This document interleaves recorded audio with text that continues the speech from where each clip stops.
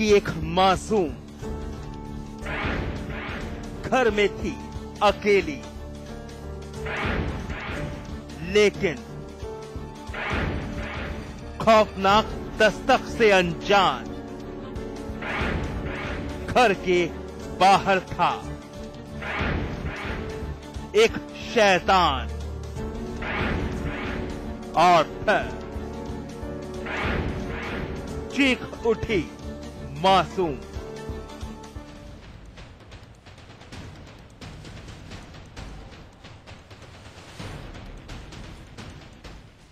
हमीरपुर का जिला अस्पताल डीएम साहिबा समेत सामाजिक कार्यकर्ताओं ने हाजिरी दी है। इस चहलकदमी के बीच बेड पर एक लड़की लेटी हुई है। हालत बेहद नाजुक है, इलाज जारी है। डीएम साहिबा नाबालिग लड़की को ढांढस बंधा रही हैं, हाल चाल पूछ रही हैं। तस्वीरें धुंधली हैं। यकीन मानिए, धुंधली तस्वीरों में कैद इस मासूम की दास्तान सुन एक बारगी आपका सर भी शर्मसार हो जाएगा। दामन पर वो घिनौना दाग लगा है जिसे कोई नहीं मिटा सकता। लड़की की अस्मत तार तार हुई है। लड़की चाहकर भी जहन से उस पल को कभी नहीं मिटा सकती। जिंदगी भर लड़की को हैवान आफताब की करतूत बुरे सपने की तरह हर लम्हा हर वक्त सालती रहेगी। बेइज्जती की वो भयानक यादें कुरेदती रहेंगी। जुर्म की वो खौफनाक कहानी आप खुद सुनिए इस लड़की की जुबानी। आ रहे थे अपने भाई को पकड़ने, वहाँ पे चला गया था। वो उसको पकड़ने जा रहे थे तो उसने हमें कसीर किया था अपने घर में। फिर हमारे साथ बदतमीजी करने लगा। फिर हम चिल्लाने जा रहे थे, उसने मेरे मुंह में हाथ रख लिया तो नहीं चिल्ला पाए थे। फिर वो हमारे साथ बदतमीजी करने लगा तो हम जल्दी से भाग गए तो वहाँ से।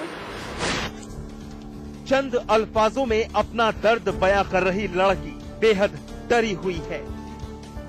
बलात्कार की यह घिनौनी वारदात हमीरपुर के सदर कोतवाली इलाका खालेपुरा में अंजाम दी गई। तारीख 8 अप्रैल 2013 शाम का वक्त। 9 साल की मासूम घर के बाहर थी। माँ बाप किसी काम के सिलसिले में बाहर गए हुए थे, लेकिन अनजान थे कि उनकी गैर हाजिरी में शैतान आफताब के हौसले बुलंद हो जाएंगे। आफताब ने लड़की को शिकारी भेड़िए की तरह दबोच लिया और उसके साथ जमकर मनमानी की और लड़की को फेंककर फरार हो गया। किसी तरह घर पहुंची लड़की ने अपनी आप बीती अपने माँ बाप को बताई। लड़की की दास्तान सुन घर वालों के पैरों तले जमीन खिसक गई। इस दरमियान परिवार ने फौरन पुलिस को इत्तला दी। 4/13 को शाम को थाना प्रभारी कोतवाली को सूचना मिली कि एक लड़की के साथ जो है दुराचार हुआ है। इन्होंने तत्काल अभियोग पंजीकृत करके विवेचनात्मक कार्रवाई प्रारंभ किया। विवेचना के दौरान अभी सूचना मिली है कि इनके द्वारा जो है अभियुक्त को जो है पकड़ लिया गया है। इसे हिरासत में लेकर के जो है वो अग्रिम कार्रवाई की जाएगी। और बच्ची की हालत थोड़ी सुधार के बाद दोबारा से फिर से सुधार में गिरावट आई, जिसे अभी हम भी देख कर आ रहे हैं। और अच्छे उपचार के लिए आज कानपुर भी रेफर किया जा रहा है और हमारी पूरी टीम भी उनके साथ जाएगी। और रेड क्रॉस की समिति की ओर से परिवार को 25,000 की आर्थिक सहायता भी जिला प्रशासन और रेड क्रॉस समिति की ओर से प्रदान की।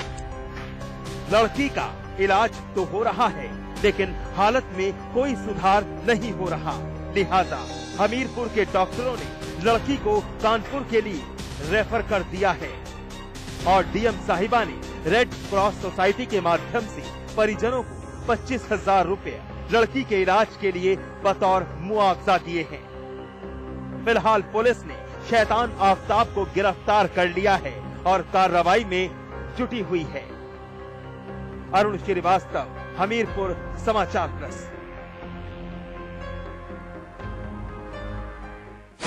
वो दिलजला आशिक एक तरफा मोहब्बत की आग में झुलस रहा था। इश्क की सनक उस पर हावी थी। लड़की ने इनकार कर दिया तो फिर वो बर्दाश्त नहीं कर पाया। एक तरफा प्यार का पागलपन उस लड़की की जिंदगी पर मौत बनकर टूटा। देखिए सन की आशिक की खौफनाक करतूत।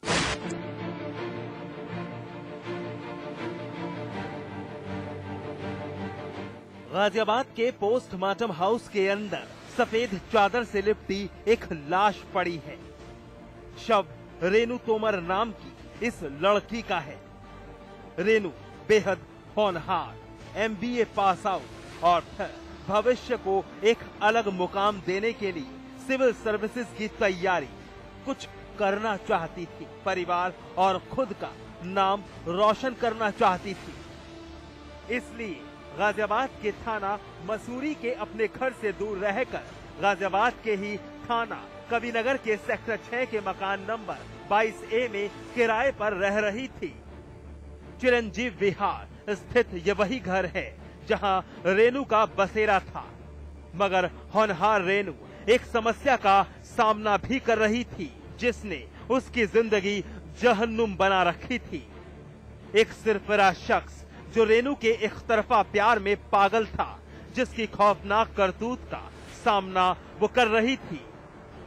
पुलिस की माने तो दिल जले मंजीत नाम के इस लड़के ने इश्क में इनकार मिलने के बाद रेनू की गला दबाकर हत्या कर दी और फिर फरार हो गया। लड़की MBA कर चुकी थी और शिखर एकेडमी से सिविल सर्विस की तैयारी कर रही थी। पढ़ने में काफी ठीक ठाक थी। कल डेड बॉडी मिली। डेड बॉडी देखकर प्रथम दृष्टया ये लग रहा था कि उसकी गला दबा के हत्या की गई है। पोस्टमार्टम में इसकी पुष्टि हो चुकी है और पोस्टमार्टम में स्ट्रैंगुलेशन यानी गला दबा के हत्या करना पाया गया है। पुलिस के मुताबिक आरोपी मंजीत रेनू के गांव का ही रहने वाला है। पिछले काफी वक्त से मंजीत रेनू की जिंदगी में जहर घोल रहा था। सिविल सर्विसेज की तैयारी कर रही रेनू के साथ बदसलूकी कर रहा था। एक तरफ प्यार का पागलपन मंजीत पर हावी था। अपनी मोहब्बत का किसी भी कीमत पर इजहार चाहता था, मगर रेनू हर दफा इनकार करती। बस यही इनकार मंजीत पर इंतकाम बनकर हावी हुआ और फिर रेनू की लाश गाजियाबाद के एक फार्म हाउस के नजदीक से बरामद की गई। लड़की की शिनाख्त काफी प्रयास करने के उपरांत शाम तक हो चुकी थी। परिवार वालों का आरोप एक लड़के पर है जो उसी गांव का रहने वाला है। लड़के का नाम मंजीत है। ये भी बात संज्ञान में आई है कि लड़के ने उसे संबंध बनाने का प्रयास किया। लड़के ने जब मना किया तो उसी गला दबा के हत्या कर दी। लड़के की लोकेशन बराबर हम ले रहे हैं और शीघ्र ही उसकी गिरफ्तारी करेंगे। वारदात अंजाम देकर आरोपी मंजीत फरार है। पुलिस ने रेनू का शव कब्जे में लेकर पोस्टमार्टम के लिए भेज दिया है। साथ ही उसके परिवार को भी उसकी मौत की इत्तला दी गई है। पुलिस ने मंजीत के खिलाफ कत्ल का केस दर्ज कर उसकी तलाश तेज कर दी है। लेकिन मंजीत का खूनी खेल देखकर हैरानी होती है कि आखिर ये कैसी मोहब्बत थी। डॉक्टर बदियुज्जमा, गाजियाबाद, समाचार प्लस।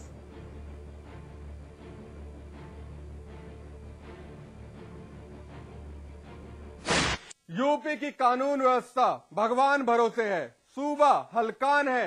कोई दिन ऐसा नहीं गुजरता जब अपराध यहां दस्तक ना दे। लूट, डकैती, हत्या, बलात्कार यही नियति बन चुकी है उत्तर प्रदेश की। क्योंकि बेखौफ बदमाशों की ताजा बानगी मेरठ की वो सनसनीखेज वारदात कर रही है, जहां एक शख्स को एक नहीं बल्कि कई गोलियां दागकर मौत के घाट उतार दिया गया। कत्ल की खौफनाक दास्तान। कातिलों का कोई सुराग नहीं। दागी गई 5 गोलियां। पुलिस की बढ़ी परेशानी। आखिर कत्ल की वजह क्या? तफ्तीश में जुटी पुलिस।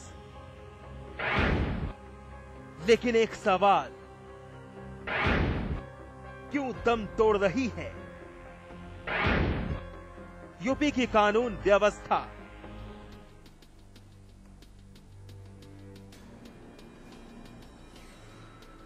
जी हां, सूबा उत्तर प्रदेश बद से बदतर बन चुका है। ऐसा कोई दिन नहीं गुजरता, ऐसा कोई जिला नहीं है जहां अपराध दस्तक ना दे। बेरहम बदमाश पुलिस की बेबसी का भरपूर फायदा उठा रहे हैं, क्योंकि जिला मेरठ की सनसनीखेज वारदात बेखौफ बदमाशों की बानगी पेश कर रही है। कोतवाली सरधना का मोहल्ला इस्लामाबाद दहला है, दहशत हर जहन पर हावी है। इलाके के लोग बदहवास हैं। इस घर के अंदर मातम पसरा है, बाहर भीड़ जुटी है। रोता बिलखता परिवार टूट चुका है। हलकान हालत के साथ पुलिस ने भी हाजिरी लगाई है। तफ्तीश का दौर जारी है। डॉग स्क्वाड टीम सुराग और सबूत खंगाल रही है। जमीन पर पड़ा खून पानी बनकर बह रहा है। पास ही पड़े हैं खाली कारतूस, एक नहीं बल्कि 5 या 6। लेकिन बंदूक से निकली यही गोलियां इस घर की खुशियां बर्बाद कर गई। मेरठ के जिला अस्पताल के अंदर स्ट्रेचर पर पड़े आस मोहम्मद की हत्या कर दी गई, मगर एक उम्मीद के साथ पीड़ित परिवार जख्मी आस मोहम्मद को अस्पताल लाया कि शायद इनका अपना बच जाए, मगर किस्मत ने साथ नहीं दिया। 4 बदमाश घुस गए अंदर और जब गोली की आवाज सुनी तो हम भागे। हमने बैटरी उठा के जो लाइट मारी तो दिखाई तो दे नहीं, नीचे बैटरी मारी तो हमारे भैया नीचे मिले पड़े गए। कोई दुश्मनी है नहीं वैसा। कितनी गोली लग रही है इसका अंदाजा? लगभग 4-5 लगी। घर के अंदर कितनी गोली पड़ी है? वो तो इंस्पेक्टर साहब या दरोगा जी बताएंगे, लेके ठाके 5-6 गोली थी। घर में किसी और को भी धमकाने वमकाने की कोशिश की नहीं? हाँ, बच्चों को धमकाया, परिवार को धमकाया पूरे। वो बच्चे पहचान से गए हमारे सामने, मेरे सामने तो आई नहीं, फिर बच्चे ही बता देंगे इस चीज को। सुना कुछ क्या कहना है मृतक व्यापारी आस मोहम्मद के भाई अनीस का। सुबह के तकरीबन 4-5 बजे का वक्त रहा होगा। 4 बदमाश घर की दीवार फांदकर अंदर दाखिल हुए। व्यापारी आस मोहम्मद परिवार के साथ नींद की आगोश में समाये थे। अनजान की मौत दबे पांव दस्तक दे चुकी है। बेरहम बदमाशों ने सोते वक्त आस मोहम्मद को दबोचा और ताबड़तोड़ गोलियां दाग दी। जख्मी आस मोहम्मद ने हिम्मत नहीं हारी, भागते भागते हमलावरों का पीछा किया, लेकिन अपराधियों ने फिर आस मोहम्मद पर कई गोलियां चला दी। सर में, पेट में, सीने पर, हाथ पर, हर जगह गोलियां दागी गई। कोहराम मच गया। गोलियों की आवाज सुनकर सारा मोहल्ला जाग गया और जब इलाके के लोग अपने घरों से बाहर निकले तो आस मोहम्मद लहूलुहान जमीन पर तड़प रहा था। अस्पताल ले जाया गया मगर कोई फायदा नहीं। इस्लामाबाद का मेला मोहल्ला है थाना सरधना में। आज सुबह की घटना ये बताई गई है। आस मोहम्मद नाम के एक व्यक्ति थे, 38 सालों मस्जिद की थी। उनके घर में 4 बदमाश आए और इन लोगों ने गोली मार के इनकी हत्या कर ली। घर वालों की तहरीर पर मुकदमा कायम कर लिया गया। टीम गठित की जा रही है और बदमाशों का हम लोग बहुत जल्द पता करेंगे। इसमें जो भी दोषी है उनकी गिरफ्तारी करके बताने की कार्रवाई बहुत जल्द की जाएगी। डॉग स्क्वाड भी आया था, उससे कुछ हेल्प मिल पाएगी पुलिस को क्या? पुलिस अपनी सारी जो भी इनकी वैज्ञानिक विधियां हैं, डॉग स्क्वाड है, वो सारी हेल्प हम लोग ले रहे हैं इसमें। और उद्देश्य यही है कि जल्द से जल्द। आस मोहम्मद बेवक्त मौत का निवाला बन चुका था। पुलिस को इत्तला दी गई। लाओ लश्कर के साथ पहुंची पुलिस ने अपनी पूछताछ शुरू की। डॉग स्क्वाड टीम बुलाई गई। वारदात से इलाके में सनसनी है। परिवार के लोग आस मोहम्मद की मौत से तड़प रहे हैं, मगर कातिलों का चेहरा और कत्ल की वजह अभी तक एक राज है। अब्दुल कादिर, मेरठ, समाचार प्लस। बहरहाल एनकाउंटर वक्त एक ब्रेक का। ब्रेक के बाद दिखाएंगे राजधानी लखनऊ की एक दिल दहला देने वाली वारदात।